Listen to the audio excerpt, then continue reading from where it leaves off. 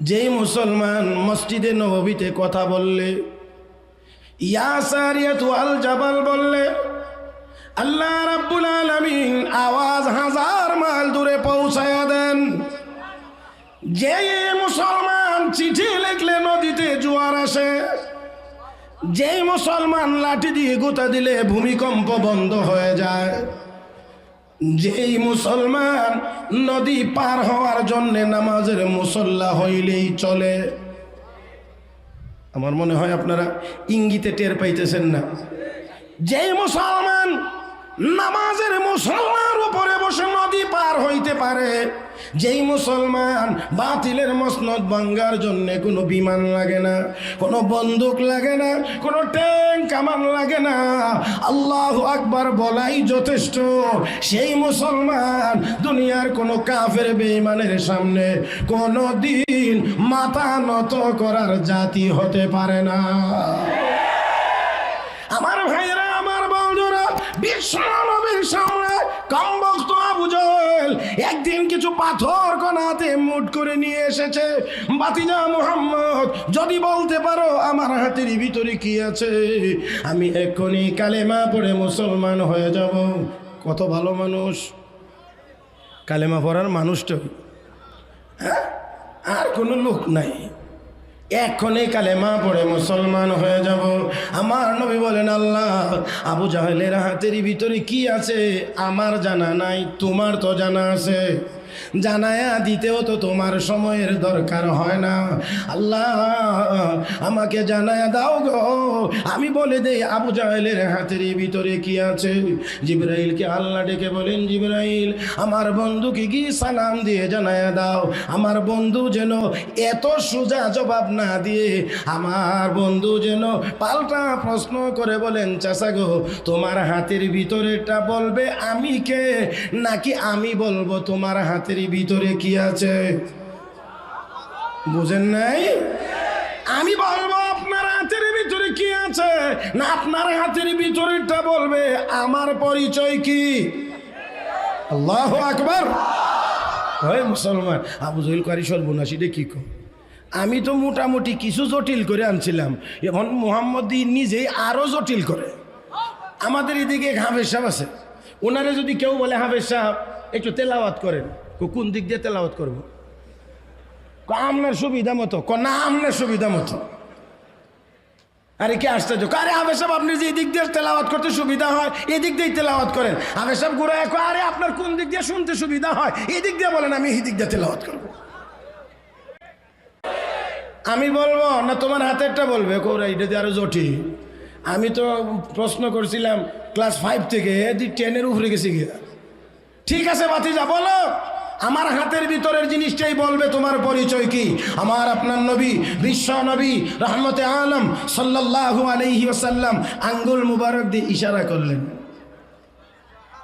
কি কি কি কি কে তোমরা আমার চাচার হাতের ভিতরে জবাব দাও, আমি মুহাম্মদের পরিচয় কি।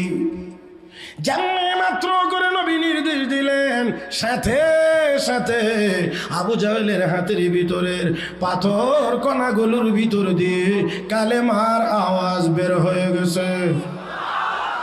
এর মুসলমান আমার যাও, পাথর কণার ভিতর দিয়ে আল্লাহর নামের জিকির বের করে দিতে পারেন, আমার সেই আল্লাহ চাইলে তোলার ভিতরে আওয়াজ পৌঁছাইতে পারবেন না। 1000 মাইল দূরে ওমরের আওয়াজ পৌঁছাইতে পারেন, তাহলে কি আমার আল্লাহ তার প্রিয় নবীর কণ্ঠের আওয়াজ ওই কানের তোলার ভিতরে পৌঁছাইতে পারবেন না? তো ভাই আমার বলেন, আমি কানের ভিতরে এমন করে তোলা ঢুকাইলাম, আমার সামনে দাঁড়াইয়া কোনো মানুষ যদি কথা বলে এই আওয়াজটাও আমি শুনি না, এই আওয়াজও আমি শুনি না। আমি এবার চলতে লাগলাম কাবা শরীফের দিকে, তাওয়াফের জায়গাটার দিকে, মাতাফের দিকে জানবার চেষ্টা করলাম মুহাম্মদ কোন দিকে আছে। আমি যেই দিকে মুহাম্মদের সন্ধান পাইলাম আমি অন্য দিক দিয়ে প্রবেশ করলাম। উদ্দেশ্য হলো আমার চোখের সামনে যেন উনি না পড়েন, ওনার কণ্ঠের তিলাওয়াত যেন আমার কানের ভিতরে আসতে না পারে। আমি ওই দিকে তাকাইব না। তবে মানুষের স্বাভাবিক একটি বৈশিষ্ট্য আছে, কোনো জিনিস দেখবে না বলে যদি নিয়ত করে, মাথা না ঘুরলেও চোখ কিন্তু ঘুরে যায়। এইদিকে হাঁটলেও আসেনি? আরে জোরে মাশাআল্লাহর প্রেম প্রীতির জগতে যারা আছেন, আই লাভ ইউর জগতে হুজুরে একবার বলে দেখন যায়, একবার বলে দেখা যায়। এই জন্য রাস্তার এই মোড় থেকে শুরু হয়েছে।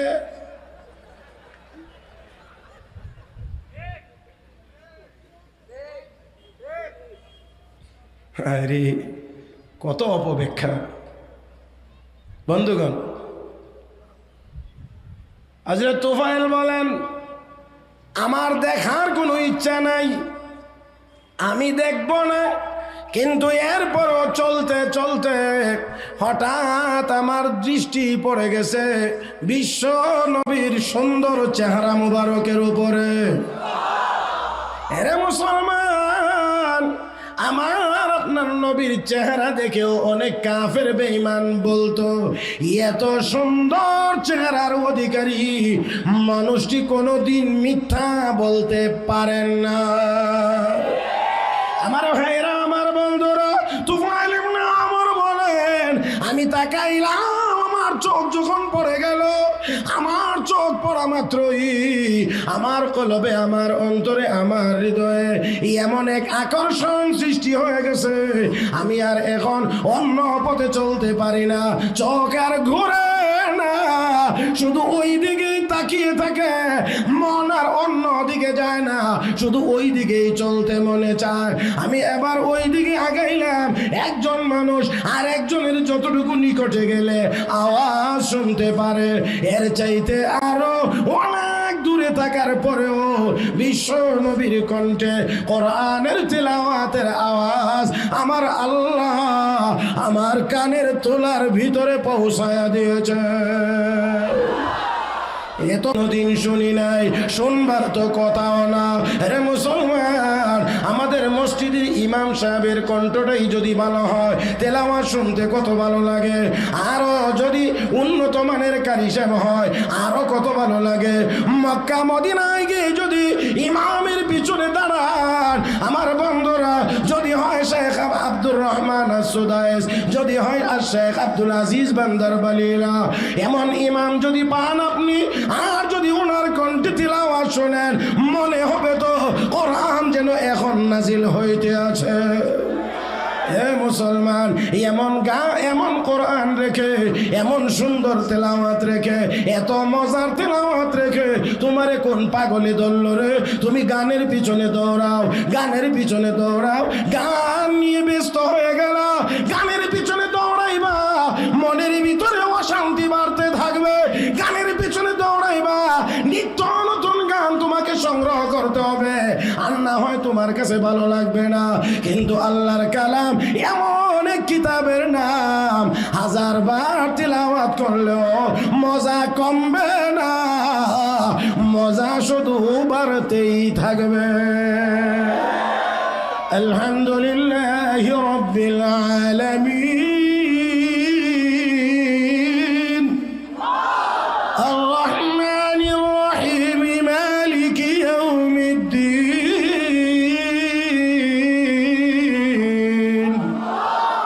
আমার বন্ধুরা, এই সূরা ফাতিহার তিলাওয়াত শুধু মজা আর মজা, মজা আর মজা, মজা কমে না, আরো বাড়ে, আরো বাড়ে। আমার ভাইরা, আমার বন্ধুরা, তুফাইল ইবনে আমর বলেন, আমি এত মজার তিলাওয়াত শুনতে লাগলাম, আল্লাহু আকবার, এত মজার তিলাওয়াত জীবনে কোনোদিন শুনি নাই। কানের তোলাগুলো নিজেই পরিষ্কার করলাম, সোজা নবীর পিছনে গিয়ে দাঁড়াইলাম, তিলাওয়াত শুনতে লাগলাম। এক পর্যায়ে আমার মন সাক্ষী দিতে আছে, এই কোরআন দুনিয়ার কোনো মানুষের বানানো হতে পারে না। আর আস্তে কর, দুনিয়ার কোনো মানুষ বানাইতে পারে না, কোনোদিন পারবেও। وإن كنتم في ريب مما نزلنا على عبدنا فأتوا بسورة مثله وادعوا شهداءكم من دون الله إن كنتم صادقين فإن لم تفعلوا ولن تفعلوا فاتقوا النار التي وقودها الناس والحجارة أعدت للكافرين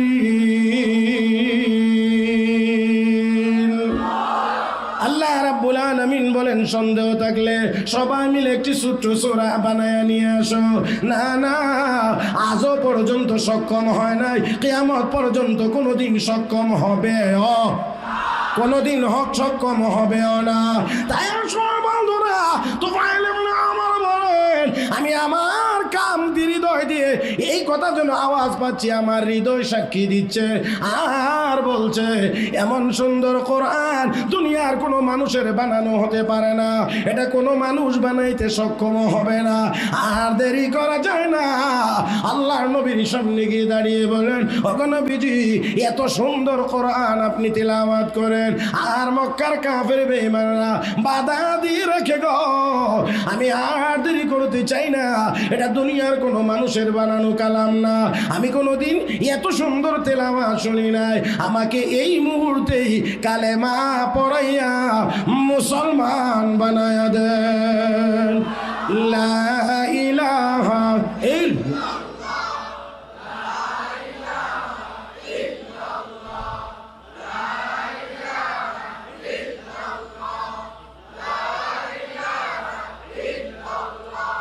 لا إله إلا الله لا إله إلا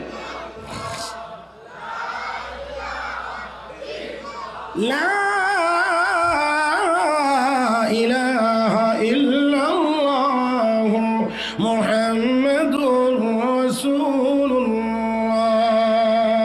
আমার বন্ধুরা শুন, আল্লাহর নবীকে আল্লাহ বলেন উতলু মা উহিয়া ইলাইকা মিনাল কিতাব, নবীকে ওহীর মাধ্যমে যেই কিতাবটি আপনার উপরে নাজিল করা হয় কিতাবটি আপনি তিলাওয়াত করেন।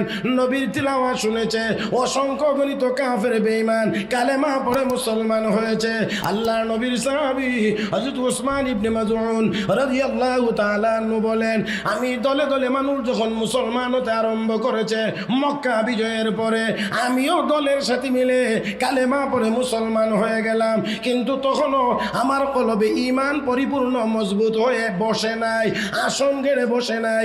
এমনি মুহূর্তে একদিন নবীর দরবারে বসা দেখতে পাইলাম ওহী নাজিলের নমুনা দেখা যায়, ওহী নাজিলের চাপ দেখা যায়, আল্লাহর নবীর উপরে ওহী নাজিল হচ্ছে।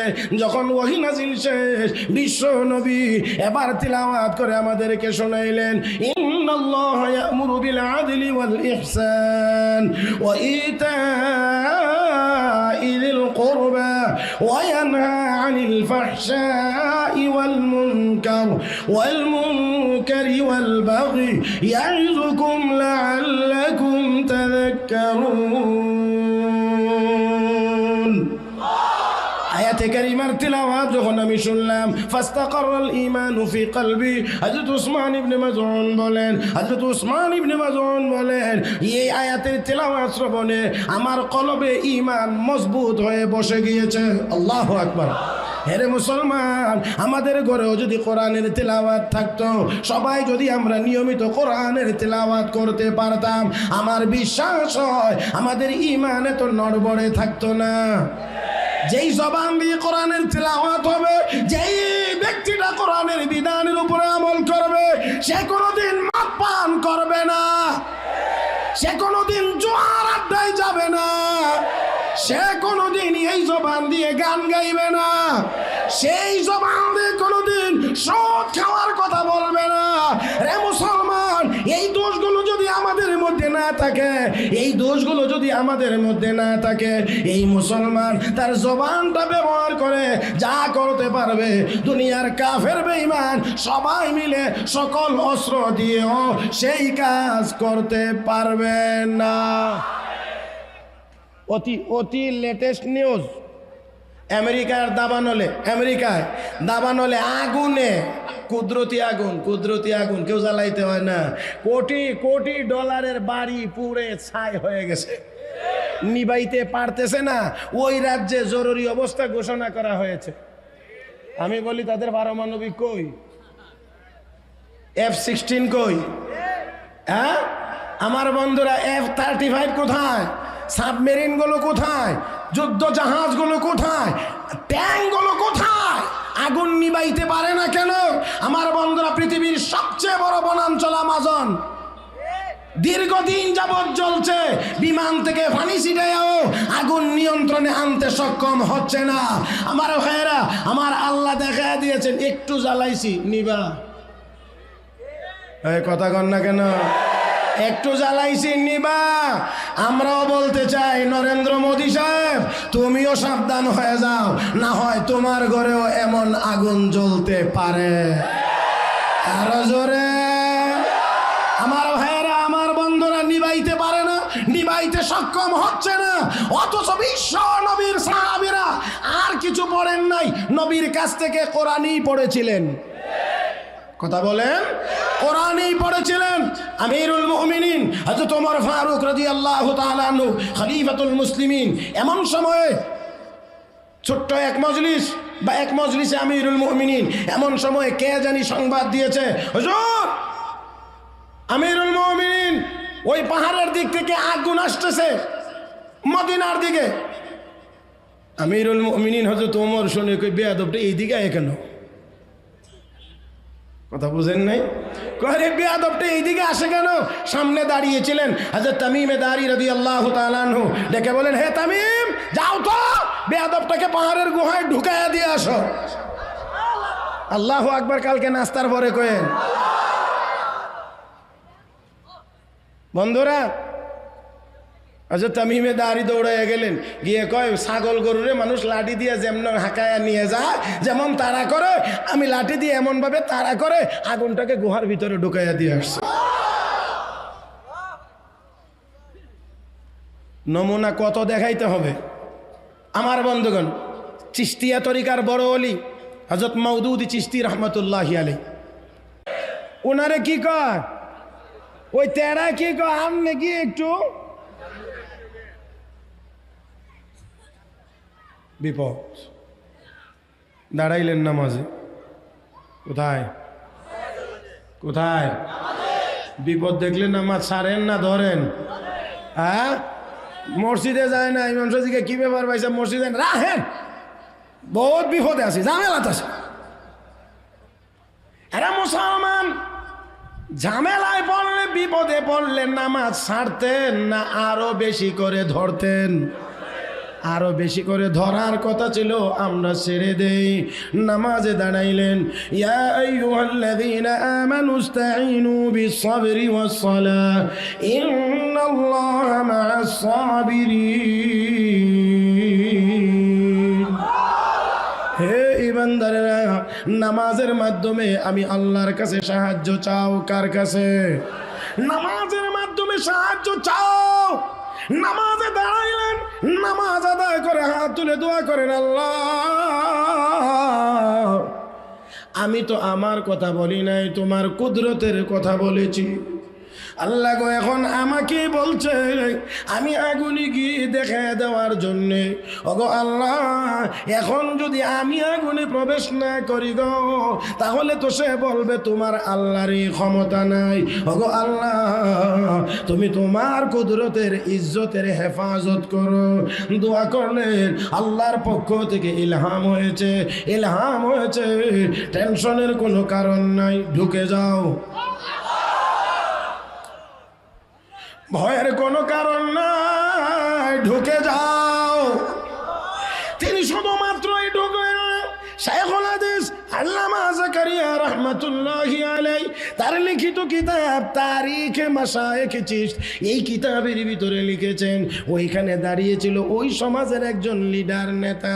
ওই নেতার কাছে ছিল ছোট্ট একটি বাচ্চা। ওই বাচ্চাটাকে টান দিয়ে কুলে করে মওদুদী চিশতি আগুনের ভিতরে প্রবেশ করলেন। কয়েক ঘন্টা আগুনের ভিতরে থেকে বেরিয়ে আসলেন। ওনার একটি পশম না, ওই বাচ্চাটিরও একটি পশম আগুনে জ্বালায় না, একটি পশম জ্বলে নাই। এবার কথা হলো, উনি আগুনের ভিতরে প্রবেশ করবেন, ওনাকে বলা হয়েছে উনি ওই বাচ্চাটাকে কেন কুলে করে নিয়ে গেলেন। আমার বন্ধুরা, এখানে দুইটা কথা। এক নাম্বার কথা হলো, উনি আগুনের ভিতরে যদি সরাসরি চলে যাইতেন আর যদি বের হয়ে আসতেন, আবার কিছু বাঁকা আছে, কিছু তেড়া আছে, তারা বলে বসতো মনে হয় লোকটা কোনো জাদু মন্ত্রতন্ত্র জানে, এই মন্ত্র পরে ঢুকছে, এই জন্য আগুনে জ্বলে না।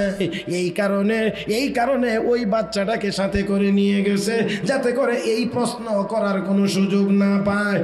দুই নাম্বার কথা হলো, তিনি বুঝাইয়া দিতে চাইলেন আল্লাহ ওয়ালাদের সোহবতে গেলে, নেককারদের সোহবতে গেলে ওই লোকটাও নেককার হয়ে যায়। নেককারদের সোহবতে বদকারেরাও সুবিধা পায়। আমার বন্ধুরা, হাসরের ময়দানে আল্লাহ রাব্বুল আলামিন নেককারদের উসিলায় গুনাহগারদেরকে maaf করে দিবেন। শনিদম কে বরোজে উম্মীদ বেম বদারা বনে কা ববখুশদ করিম। আল্লাহ ওয়ালাদের উসিলায়, নেককারদের উসিলায় আল্লাহ অনেক গুনাহগারগুলোকে maaf করে দিবেন। এই জন্য দুনিয়ার জীবনে আল্লাহ ওয়ালাদের কাছে যাওয়ার দরকার আছে না নাই? নেককারদের কাছে যাওয়ার দরকার আছে না নাই? ও মুসলমান, আমি অত্যন্ত সাহস করে অতীতেও বলেছি, আজকেও বলতেছি, আরো বলবো।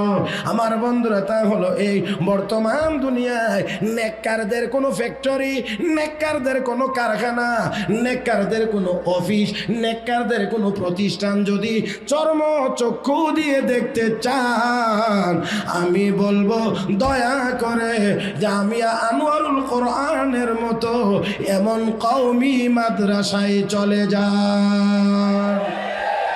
আরো জোরে, এখানে আল্লাহওয়ালা মানুষ আছে, আল্লাহর মহব্বতের মানুষ আছে, আল্লাহর নবীর আশিক এখানে আছে। বাংলাদেশে রবিউল আউয়াল চাঁদ উঠেছে, আশিক রাসূলের আমদানি হইতে আছে। অনেক আশিক রাসূলের আবির্ভাব ঘটবে, কিন্তু আমার বন্ধুরা, জিলাপি খাওয়ার আশিকের অভাব নাই, মিষ্টি খাওয়ার আশিকের অভাব নাই, নবীর শানে বড় বড় সঙ্গীত গাওয়ার, গজল গাওয়ার লোকের অভাব নাই। কিন্তু রক্ত যদি দেওয়ার দরকার হয় নবীর জন্য, তাদের নাম গ্রানো তালাশ করে পাওয়া যায় না। রক্ত দেওয়ার জন্য কওমি মাদ্রাসার উলামায়ে কেরাম, দেওবন্দি উলামায়ে কেরাম ব্রিটিশ বিরোধী আন্দোলন করতে গিয়ে রক্ত দিয়েছে। নাস্তিক ব্লগারদের বিরুদ্ধে শাপলা চত্বরে কওমি মাদ্রাসার উলামায়ে কেরাম রক্ত দিয়েছে, এখনো দিচ্ছে, প্রয়োজন হলে কিয়ামত পর্যন্ত দিয়ে যাবে।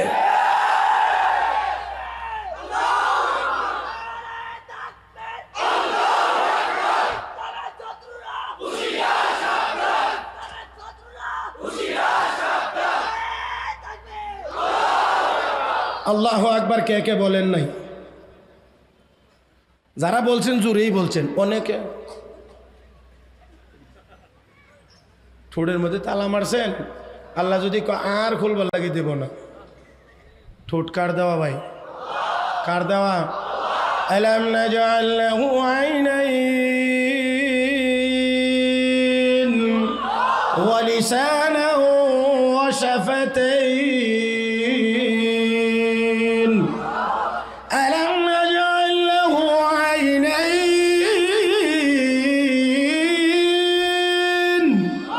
ওয়া লিসানাহু ওয়া শাফাতাইন। আল্লাহ বলেন, বান্দা চোখ দুইটা কি আমি দেই নাই? ঠোঁট দুইটা কি আমি দেই নাই? জিহ্বা কি আমি দেই নাই? কে দিয়েছেন? ও মুসলমান, আমার আপনার মতো ঠোঁটওয়ালা মানুষ আসেনি, কথা বলতে পারে না। জিহ্বাওয়ালা মানুষ আসেনি, কথা বলতে পারে না। আল্লাহু আকবার। জিহ্বা আছে, ঠোঁটও আছে, দাঁতও আছে, কিন্তু কথা বলতে কে লক করে দিলেন? কে লক করে দিলেন? এই মজলিসে বসেও আল্লাহু আকবার বলবেন।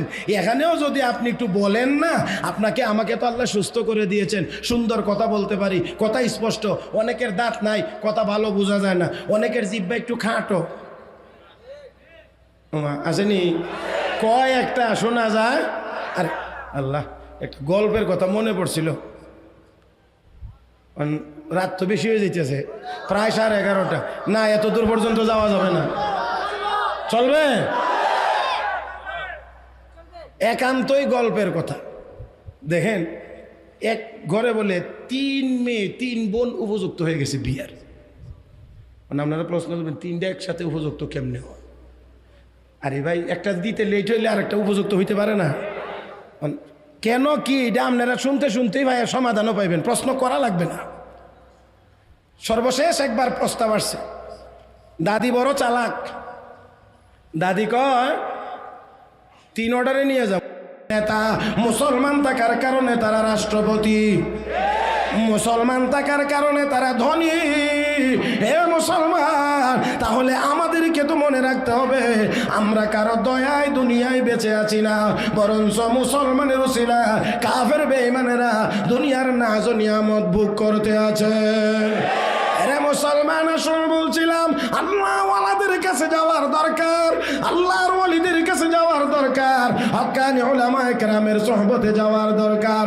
আল্লাহর ওয়ালি তাকে সাথে করে নিয়ে গেলেন, বুঝাইয়া দিলেন, রে লোক কাফের বেঈমানেরা, হে অগ্নি পূজারীরা, তাকায়া দেখো আল্লাহ ওয়ালার সাথে গেলে, ইমানদারের সাথে গেলেও আগুনে জ্বালায় না, আগুনে জ্বালায় না।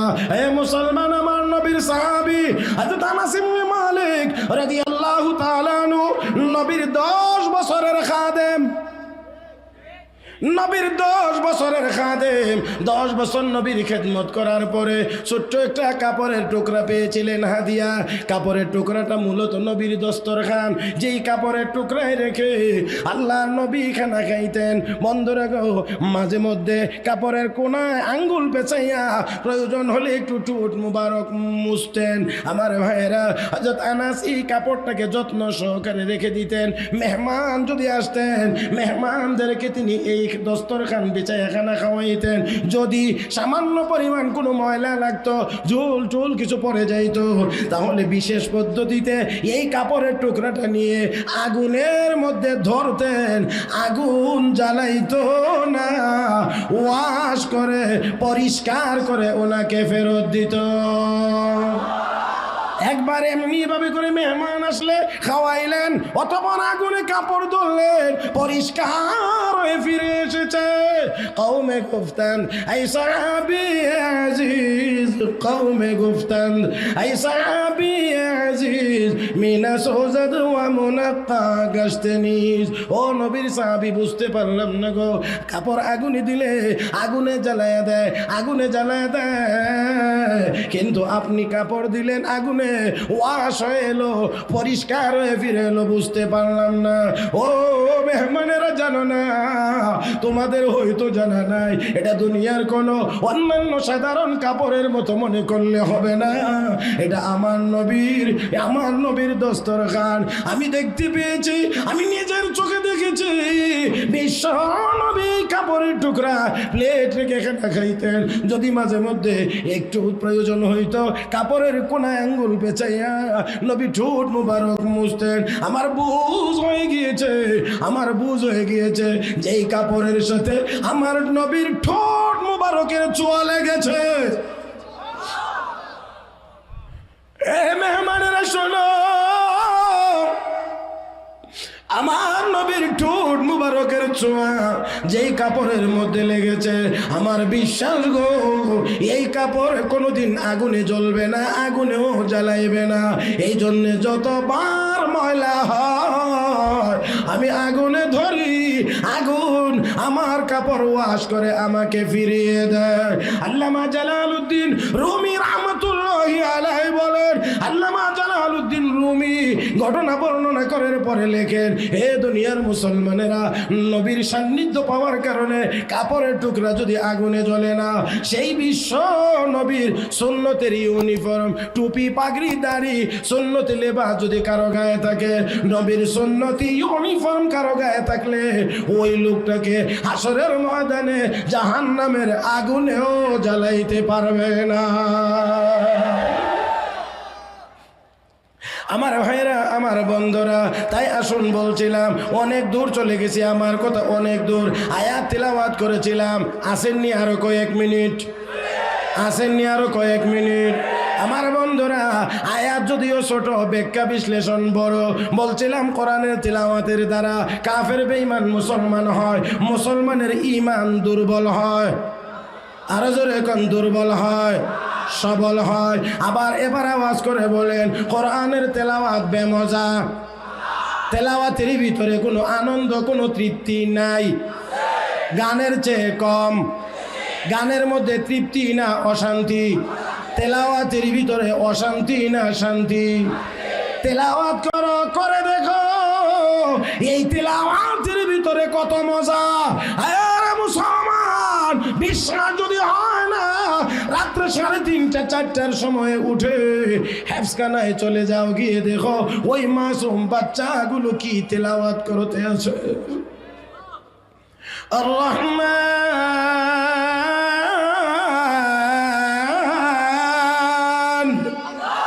আল্লামাল কুরআন খলাকাল ইনসান।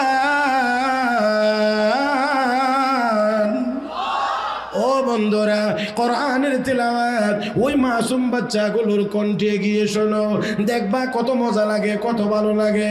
দুনিয়ার সব গানগুলো দিয়েও কোরআনের এক আয়াতের মজার সমান মজা তালাশ করে পাওয়া যাবে না। আমার নবী, আপনার নবী, সারা জগতের নবী, নবীদের নবী, বিশ্ব নবী হযরত আব্দুল্লাহ ইবনে মাসউদ রাদিয়াল্লাহু তাআলা আনহুকে একদিন বলছেন, ও আব্দুল্লাহ, তেলাওয়াত করো, আমি তেলাওয়াত শুনবো। হে আব্দুল্লাহ, কোরআন তেলাওয়াত করো, আমি তেলাওয়াত শুনবো। হযরত আব্দুল্লাহ ইবনে মাসউদ বলে, আকরাউ আলাইকাল কোরআন ওয়া কাদ উনজিলা ইলাইকা। ও নবী, আমি আপনার সামনে তেলাওয়াত করব, আর আপনার উপরে কোরআন নাজিল হয়েছে। আল্লাহর নবী বললেন, সাহাবী, তেলাওয়াত করো, আমি তোমার তেলাওয়াত শুনবো, আমি তেলাওয়াত শুনবো। হযরত আব্দুল্লাহ ইবনে মাসউদ বলেন, আমি চোখ বন্ধ করে অত্যন্ত ভয়ের ভিতর দিয়ে কোরআনের তেলাওয়াত শুরু করলাম। তেলাওয়াত করতে করতে এক পর্যায়ে যখন আমি তেলাওয়াত করি, ফাকাইফা ইযা জিনা মিন কুল্লি উম্মাতিন বিশাহিদ ওয়া জিনা বিকা আলা হাউলাই শাহিদা। আয়াতের তেলাওয়াত করলে আমি চোখ খুললাম, খোলার পরে দেখতে পাই বিশ্ব নবীর চক্ষু মুবারক থেকে পানির ফোঁটাগুলো ঝর্ণার মতো ছুটে মাটিতে পড়তে আছে। ও মুসলমান, আমার নবীর উপরে কোরআন নাজিল হয়েছে, এই কোরআন তেলাওয়াত নবী শুনলেন সাহাবীর কণ্ঠে। তেলাওয়াত শুনে আল্লাহর নবী চোখের পানি ছেড়ে ছেড়ে কান্দেন। আয় মুসলমান, এরা মুসলমান, আজকে থেকে নিয়ত করি আর তেলাওয়াত ছাড়ব না। জোরে জোরে জোরে জোরে তেলাওয়াত করবো ইনশাআল্লাহ। ছেলে মেয়েদেরকে শিখাইব না ইনশাআল্লাহ। হুশ আছে তাহলে না? ছেলে মেয়েদেরকে শিখাইবেন, কি শিখাইবেন? তাহলে কি হুজুর ডাক্তার বানাইতে পারবো না, ইঞ্জিনিয়ার বানাইতে পারবো না, ব্যারিস্টার বানাইতে পারবো না, জজ বানাইতে পারবো না? সব পারবেন। আগে কোরআন পড়ায় মুসলমান বানাইয়া দেন। কোরআন যদি পড়ে, আমার তো এই কথা বারবারই বলতে হয়, বারবারই বলতে হয়। আরে ভাই, আজকে জুয়া, মদ, চুরি, ডাকাতি, ছিনতাই, ইফটিজিং, নারী ধর্ষণ বাংলাদেশে নাই? হ্যাঁ, 1.5 বছরের মাসুম নিষ্পাপ অবুঝ বাচ্চা থেকে শুরু করে 80 বছরের বৃদ্ধা পর্যন্ত আজকে ধর্ষণের শিকার হয়। কিন্তু আল্লাহর মেহেরবানিতে এই যতটা অপরাধের কথা বলছি, এমন আরো যে কয়টা আছে, কোনো অপরাধীদের তালিকায় অপরাধের সাথে এই জামিয়া আনোয়ারুল কোরআন মাদ্রাসা সহ কোন মাদ্রাসার কোন তালিবুল ইলমের নাম নাই। মদ খাইবে দূরের কথা, আমি তো প্রায়ই বলি আমার মাদ্রাসার ছাত্র তো আকিস বিড়িও চিনে না, বিড়িওই চিনে না। হে মদ আর গাঁজা, ইয়াবা বাবা, হায় খায় তো খায়, আবার বলে টয়লেটে বইয়াও খায়। আল্লাহ মাফ করুন, আল্লাহ মাফ করুন, আল্লাহ মাফ করুন। ও বন্ধুরা, কোরআনের তেলাওয়াত করবো তো ইনশাআল্লাহ। ছেলেকে ডাক্তার বানাইবেন, বানান। কোরআন পড়ায় আগে মুসলমান বানান। ডাক্তার হলে এটা ইমানদার মুসলমান ডাক্তার হবে। আগে কোরআন পড়ায় মুসলমান বানান, ইঞ্জিনিয়ার বানান, তো এটা মুসলমান ইঞ্জিনিয়ার হবে, এটা মুসলমান পাইলট হবে, মুসলমান জজ হবে, মুসলমান ব্যারিস্টার হবে। আমার বন্ধুরা, আর যদি তা না করেন, যত বড় শিক্ষিত হবে তত বড় চোর হতে পারে, তত বড় জুয়ারি হতে পারে, তত বড় মদখোর হতে পারে।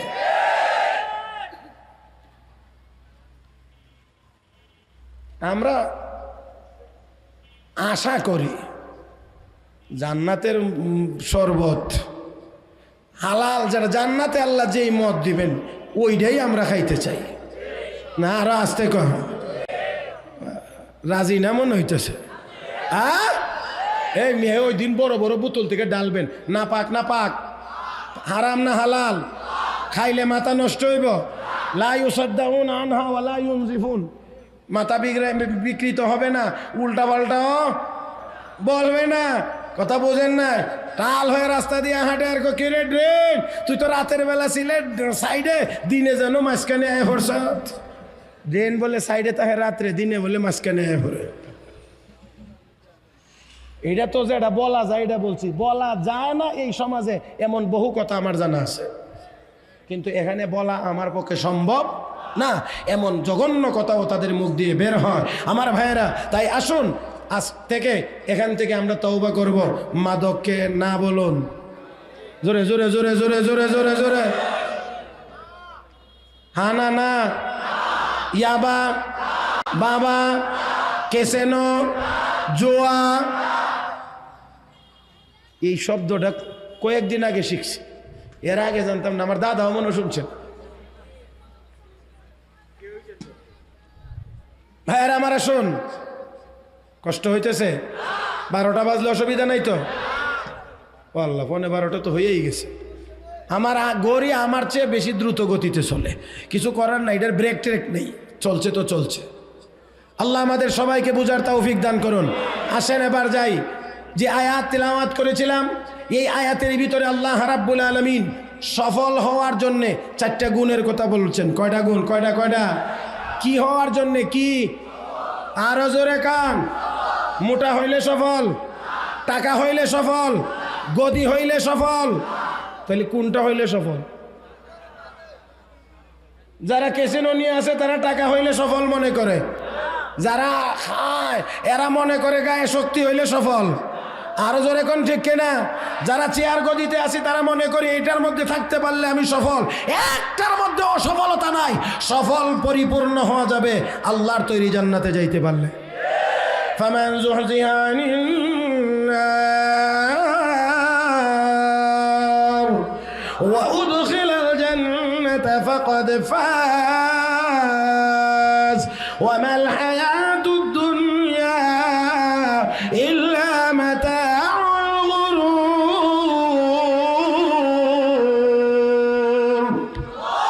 আল্লাহ রাব্বুল আলামিন বলেন, যারা জাহান্নামের আগুন থেকে নাজাত পাইল, জান্নাতে প্রবেশ করতে পারলো, আমার আল্লাহ বলেন তারাই চূড়ান্ত ভাবে সফল হতে পারলো।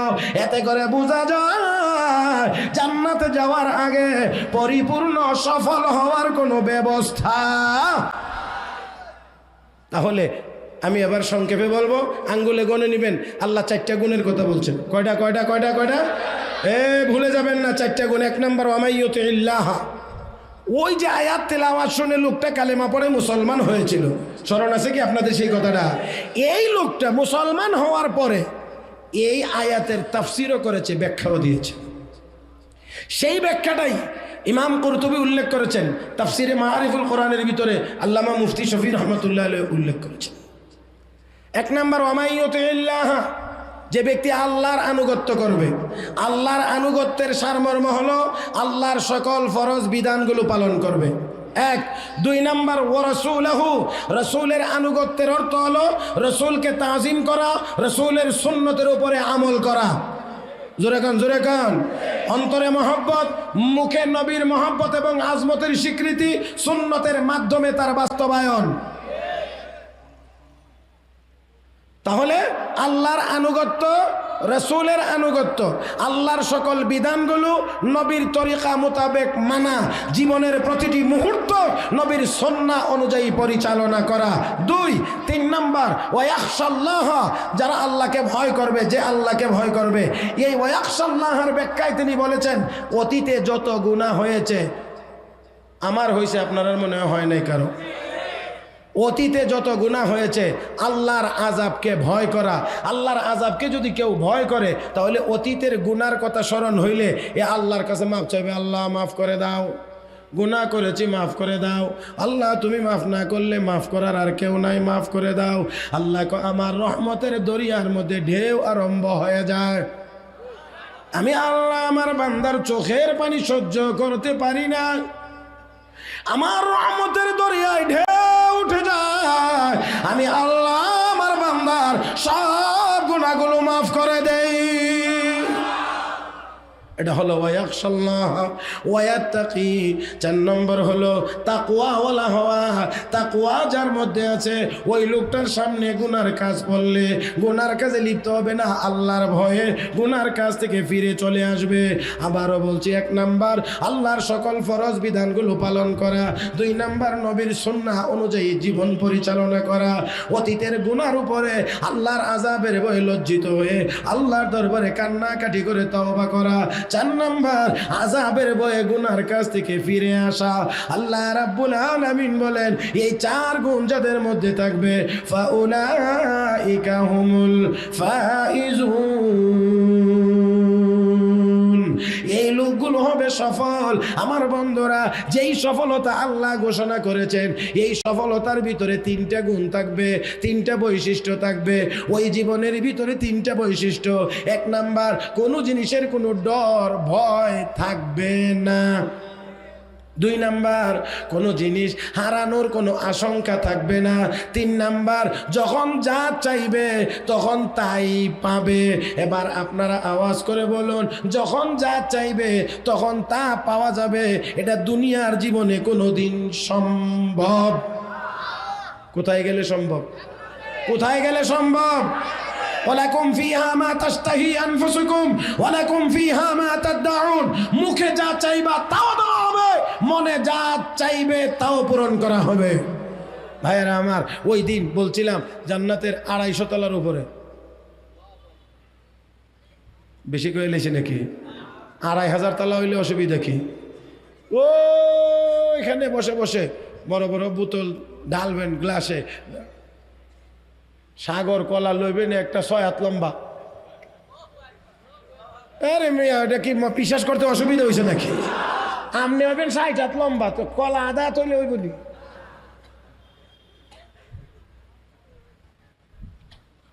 আদম আলাইহিস সালামের সমান বানায় আল্লাহ জান্নাত দান করবেন। কার সমান? কয় হাত? কয় হাত? 60 হাত। ইউসুফ আলাইহিস সালামের মতো সুন্দর বানায়া, এই কালা কোলা কে আছেন আমার মতো? কি খুশি লাগে না রে?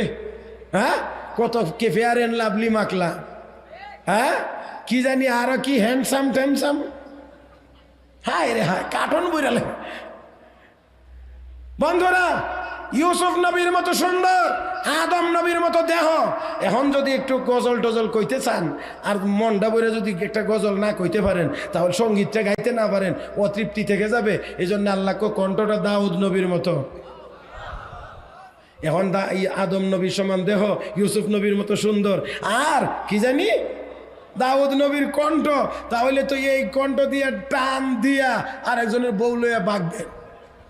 এই জন্যে কনা জান্নাত এমন বাজে কামের জায়গা না, এই জন্য চরিত্রটা হবে মুহাম্মদুর রাসূলুল্লাহর চরিত্রের মতো।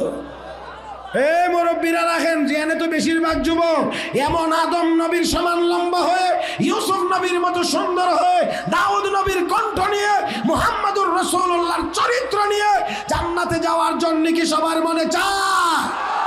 নারে তাকবীর! আত্মামান আল্লাহ কবুল করুন। যাইবেন নি? এখন যদি বলি একটা দৌড় দেন জান্নাতের দিকে, যাইবেন নি? যাইবেন নি? এই যুবকেরা কয় না, যাইবেন নি? ওয়াসারিউ ইলা মাগফিরাতিন মির রাব্বিকুম ওয়া জান্নাতিন আরদুহা আস-সামাওয়াতু ওয়াল ওয়াল আরদ উইদ্দাত লিল মুত্তাকিন।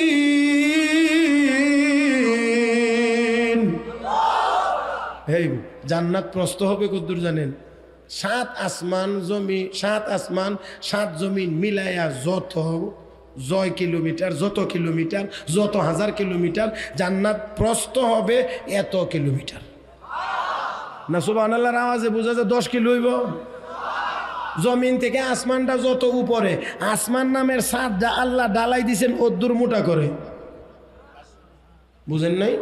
জমিন থেকে আসমান পর্যন্ত ফাঁক যদ্দুর, আসমানটা মোটা অদ্দুর, এরপরে ফাঁক অদ্দুর, আবার আসমান মোটা অদ্দুর, আবার ফাঁক অদ্দুর, আবার আসমান মোটা অদ্দুর, 7টা ফাঁক 7টা আসমান। তার মানে এই যে খালি জায়গাটা, এমন 14টা খালি জায়গা মিলাইলে যত এতে হবে 7 আসমান। এরপরে জমিন নিচে কদ্দুর এটা আল্লাহই ভালো জানে, আমার কোনো জানা নাই। আমার বন্ধুরা, 7 আসমান জমিন মিলাইয়া হবে জান্নাতের প্রস্থ, লম্বা হবে কদ্দুর। এই প্যান্ডেলটা প্রস্থ যদ্দুর লম্বা অদ্দুরই না, বেশ কম আছে? প্রস্থ কম, লম্বা বেশি। তাহলে এবার বলেন ওই জান্নাত কত বড়? মনে চায়নি না চায় না? 3 কাঠা জায়গা কিনবার লাগি সুদ ঘুষ মদ জুয়া চুরি ডাকাতি হাউজি কথা কন না? এরপরে কি দিয়া বানান বাড়ি? ইট দিয়া, বালু দিয়া, রড দিয়া, সিমেন্ট দিয়া, সবগুলো মাটি। সব কিসের তৈরি? সবগুলো মাটিজাত দ্রব্য, মাটিজাত। আর আল্লাহর তৈরি জান্নাতটা হবে স্বর্ণের। আস্তে কোন সুবহানাল্লাহ। মিয়া 2 ভরি স্বর্ণ দিয়ে একটা নেকলেস বানাই দিতারেন না বেগম রে, আর স্বর্ণ দিয়ে বাড়ি বানাই দিবেন, আল্লাহ সুবহানাল্লাহ মুখ দিয়ে না। স্বর্ণের বাড়ি, সোফা এটা কি কাঠ দিয়ে বানাইছে আল্লাহ জানে।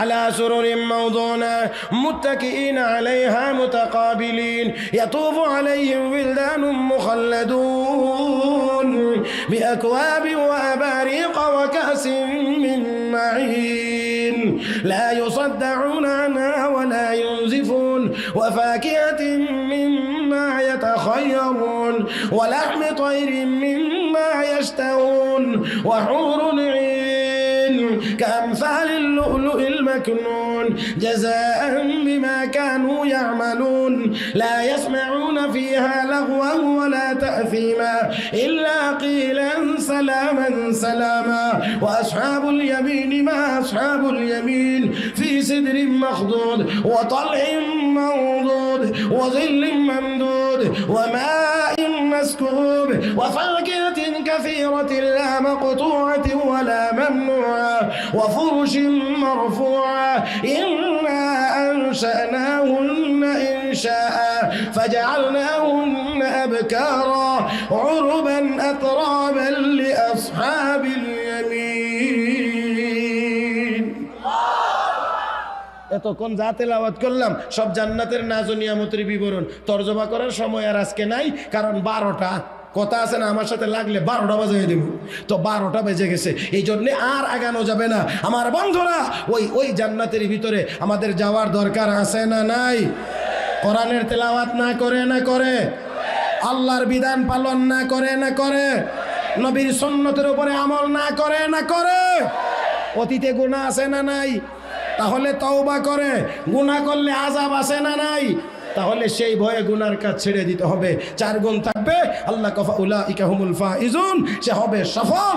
আদম নবীর সমান দেহ নিয়ে, ইউসুফ নবীর সুন্দর নিয়ে, দাউদ নবীর কণ্ঠ নিয়ে, মুহাম্মদুর রাসূলুল্লাহর চরিত্র নিয়ে স্বর্ণের তৈরি জান্নাতের ভিতরে গিয়ে স্বর্ণের কারুকার্য খচিত সোফাতে বসে ম্যাডাম বেগমের সাথে গল্পগুজব করবে। সর্বনিম্ন 80,000 খাদেম তার খেদমতের জন্য নিয়োগ করা হবে।